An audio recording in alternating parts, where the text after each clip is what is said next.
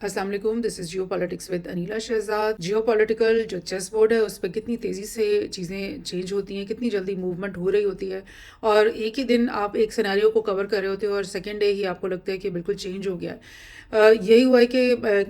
अभी कुछ देर पहले ही हम ज़ेलेंस्की के इस बयान को कवर कर रहे थे कि उसने ये अपनी ख्वाहिश का भी इज़हार किया और उसने एक अपना मुस्तकबिल के बारे में उसने ये फोरकास्ट भी किया कि 2025 के अंदर अंदर यूक्रेन रशियन वॉर जो है ना वो ख़त्म हो जाएगी। और इसकी वजह ज़ाहिर ट्रंप का बरसर इक़्तिदार आ जाना और ट्रंप की ये ख्वाहिश कि उसने कई दफ़ा अपनी कैंपेन में ये बात की कि एक दिन के अंदर अंदर जो है ना हम यूक्रेन रशिया की वॉर को ख़त्म करवा देंगे। और डेफिनेटली बैकडोर डिप्लोमेसी ज़ेलेंस्की के साथ चल रही होगी उनकी, और उनको उसको ज़ेलेंस्की को भी ये मैसेज पहुंच गया है कि भाई इस तरह से होना है। लेकिन आज एक और न्यूज़ सामने आ गई कि कल शाम में ही कहीं बाइडन ने ये इस बात का ऐलान कर दिया कि जो लॉन्ग रेंज मिसाइल्स यूएस ने यूक्रेन को दे रखे थे, और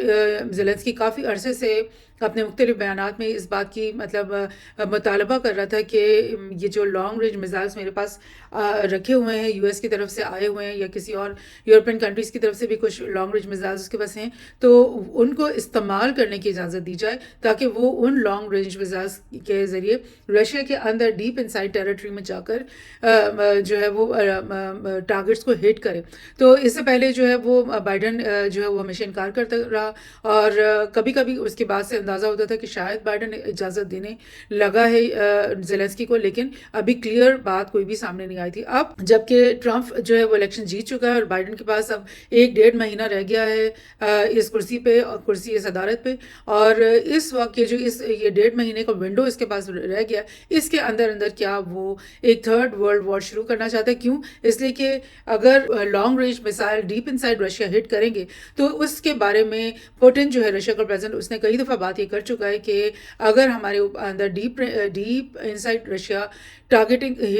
हुई और अगर उसके लिए यूएस प्रोवाइडेड या यूरोप की किसी और मुल्क से प्रोवाइड किए हुए लॉन्ग रेंज मिसाइल्स इस्तेमाल हुए, तो फिर हम ये समझेंगे कि पूरा नेटो जो है वो डायरेक्टली इस वॉर के अंदर इन्वॉल्व भी हो गया है, और फिर हम ये समझेंगे कि जो न्यूक्लियर हमारे पास डेटरेंस है उसको अब हमने इस्तेमाल करना है। क्योंकि अगर ये पूरा का पूरा नेटो जो है रशिया के अंदर हिट करना शुरू हो गया तो फिर रशिया के लिए तो एक एग्जिस्टेंशियल थ्रेट बन जाती है, उसका तो ज़िंदगी मौत का सवाल बन जाता है, और फिर वो अपने आप को सिक्योर करने के लिए, अपनी एग्जिस्टेंस और सर्वाइवल को सिक्योर करने के लिए वो किसी भी हद तक जाएगा, यानी वो न्यूक्लियर वॉरहेड्स भी इस्तेमाल करेगा। सो ये जो बाइडन का बयान है समझ में नहीं आ रही कि इसको कितनी इंपॉर्टेंस दी जाए, क्योंकि एक्चुअली बाइडन इलेक्शन हार चुके हैं और ट्रंप जो है वो नए प्रेसिडेंट जो हैं वो चुन लिए गए। अब जो ये बीच का अरसा होता है ना, ये 1-1.5 महीना जो रखा जाता है वो इसलिए होता है कि अब स्मूथली ट्रांजिशन हो जाए, तमाम मामलात ट्रंप के जो कैबिनेट के लोग हैं वो इनसे ट्रांसफ़र ले लें, हर चीज़ पूछ लें कि कैसे मामलात चल रहे थे, और ताकि जब ये नई हुकूमत जनवरी के महीने में पूरी तरह से जो है ना वो लागू हो जाए, उस वक्त उनको कोई इश्यूज़ ना हो या पेंडिंग कोई ऐसी बातें ना रह जाएं जो उनको पूछनी हो पिछले गवर्नमेंट से। तो ये पीरियड इसलिए तो नहीं होता कि जो बड़े बड़े फैसले बाइडन पिछले 4 सालों में नहीं कर सका वो अभी अचानक आकर के वो इस तरह का फैसला करे। तो इस बात को अभी देखना बाकी है कि क्या वाकई ये एक लेगेसी बनाने के लिए या एक अपने जो वॉर हॉक्स हैं, जो न्यू कॉन्स हैं, उनको खुश करने के लिए बाइडन ने ये बयान दिया, या क्या वाकई वो इसी 1-1.5 महीने के विंडो के अंदर इतनी बड़ी एक वॉर को स्पेल आउट करना चाहते हैं कि उसमें पूरा यूरोप इन्वॉल्व हो जाए, पूरा नेटो इन्वॉल्व हो जाए, और रशिया और उसके तमाम हिमायती जो है वो भी इस जंग में कूद पड़ने की पोजीशन में आ जाएं। और सबसे बढ़ के ये कि अगर न्यूक्लियर वॉर शुरू हो जाती है तो फिर वो पूरी इंसानियत के लिए एक मतलब आप समझ लें कि एक्सटिंक्शन इवेंट बन जाएगा पूरी इंसानियत के लिए। और यही वजह है कि ये इतना ख़तरनाक है न्यूक्लियर वॉर का शुरू होना, क्योंकि जब एक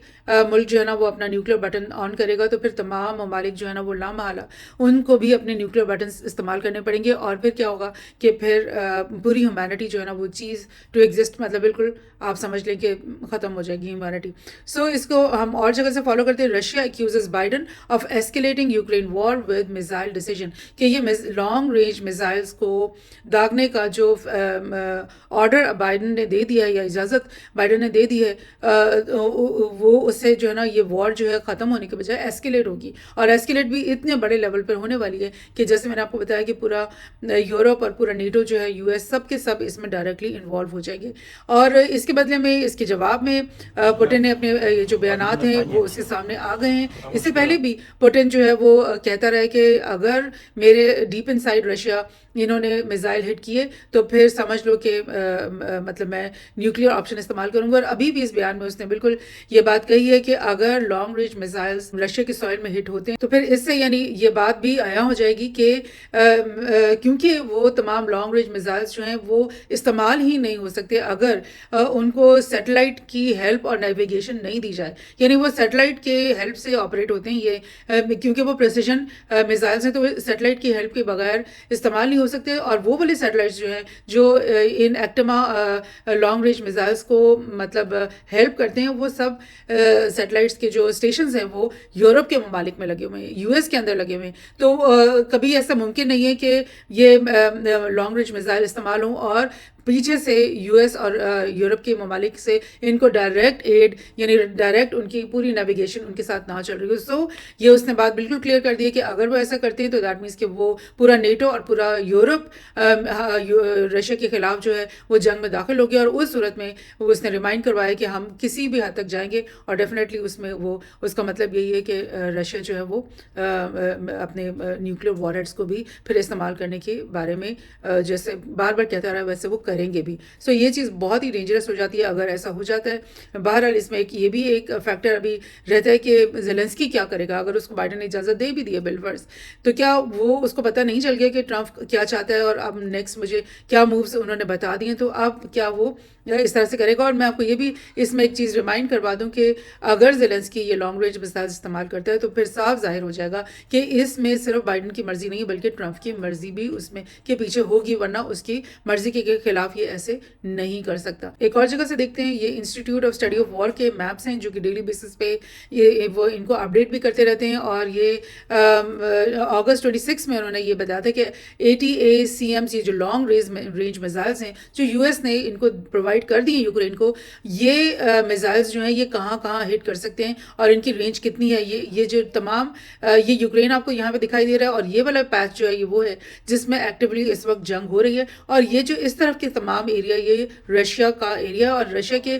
کتنے ایریا ہے جس کو جہاں پر ملٹری انسٹالیشنز اور رشین آرمی کی انسٹالیشنز لگی ہوئی ہیں وہ تمام یہ ریڈ سرکلز میں دکھائی گئی اس میپ میں کہ یہ اتنی ساری انسٹالیشنز ہیں جو کہ رینج میں آ رہی ہیں ان ATACMS میزائلز کی رینج میں آ رہی ہیں. لیکن آپ کو یہ بھی میں یہ بات بتا دوں کہ یہ جو رینج ہے یہ ایسا لگتا ہے کہ یہ 200 کلومیٹر انسائڈ رشیا سے کم ہی ہے. تو اگر یہ ATACMS جو ہے استعمال کرتا بھی ہے بالفرض زیلنسکی تو وہ ایک ماسکو کے پاس نہیں پہنچ پائیں گے بلکہ اس سے بہت آدھے فاصلے پہ کہ اندر ہی وہ یہ سارے ٹارگٹس کو ہٹ کر رہے ہوں گے. دیٹ مینس کہ انکمپلیٹ سا ایک چیز ہو کیونکہ رشیا تو بہت بڑا ہے اور یہ میزائلز تو پھر رشیا کے بہت ہی چھوٹی سے بارڈر ایریا کو کور کر رہے ہوں گے. سو یہ ایک ایسا انکمپلیٹ جیسچر ہے جس کو کرنے کا کوئی فائدہ دکھائی نہیں دے رہا سوائے اس کے کہ پروووکیٹ کیا جائے رشیا کو پروووکیٹ کیا جائے کرملن کو کہ وہ آپ پورے یورپ میں ہٹنگ شروع کر دیں اور دوبارہ سے مطلب ایک بہت ہی بڑا انٹرنیشنل قسم کا اور ورلڈ وائڈ قسم کا ملٹری کیمپین شروع ہو جائے ان لوگوں کے بیچ میں. سو ایک اور میپ میں آپ کو دکھا دوں انہوں نے یہ اپڈیٹ ہی کیا ہوا ہے institute of study of war ہے یہ ڈیلی بیسس پہ اپنے وار میپس کو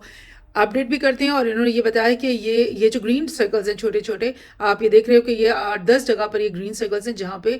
ایکٹیو وار اس وقت یوکرین اور رشین فوجیوں کے بیچ میں درمیان ہو رہی ہے. اور یہ ایسٹ کے 4 صوبے ہیں اسپیشلی جہاں پر یہ رشین فورسز اور رشین بیک ملیشیاز جو یہاں کے لوکل ہیں وہ سب مل کر کے انہوں نے یہ قبضہ کیا ہوا ہے ان تمام صوبوں کے اوپر. اور یوکرین کی جو فوج ہے وہ آپ سمجھ لیں کہ 2-2.5 سال کے عرصے میں ابھی تک ان سے کچھ بھی علاقہ یہاں سے واپس نہیں لے سکی ہے، اور یہ ایکٹیو وار بس ان کی بارڈر ان کے ساتھ بارڈرز پہ یہ چل. اور یہ ایک اور میپ انہوں نے بنایا ہے کہ کرشک اور بلاسٹ جو رشیا کا صوبہ ہے اس کا یہ ایک چھوٹا سا حصہ ہے جس کے اندر یہ گھس آئے یوکرینین کے فوجی، اور یہ بلو ایریا جو ہے نا یہ ایسا ہے جس کے اندر یہ ان کی موجودگی کا پتہ کنفرمڈ ہوا ہوا ہے. اور یہ جو ریڈ اور یلو ایریاز ہیں یہ وہ ہیں جس میں رشین فوج نے اس ایریا کو جو ہے نا ٹوٹلی لائک کور کیا ہوا ہے، اور ظاہر یہ اس ایریا سے اب آگے نہیں بڑھ سکتے، اور بہت ایزی ہے کہ یہ رشین فوجی جو ہے نا ان کو بالکل کور کر کے چاروں طرف سے ان کے اوپر حملہ کر کے ان کو بھی ختم کر دیں. سو یہ سب کچھ ہو رہا ہے، اور ڈیفینیٹلی پریزیڈنٹ بائیڈن کا جو یہ بیان ہے اور ان کی یہ جو ڈیسیجن ہے اس سے بہت نیگیٹو افیکٹ پڑ سکتا ہے گلوبل پالیٹکس کے اوپر. اور یو ایس کو چاہیے کہ اب وہ وار سے تھوڑا سا اپنے آپ کو پیچھے کرے اور اپنی اکانومی پہ توجہ دے، جیسے کہ ٹرمپ نے اندیا دے رکھا ہے.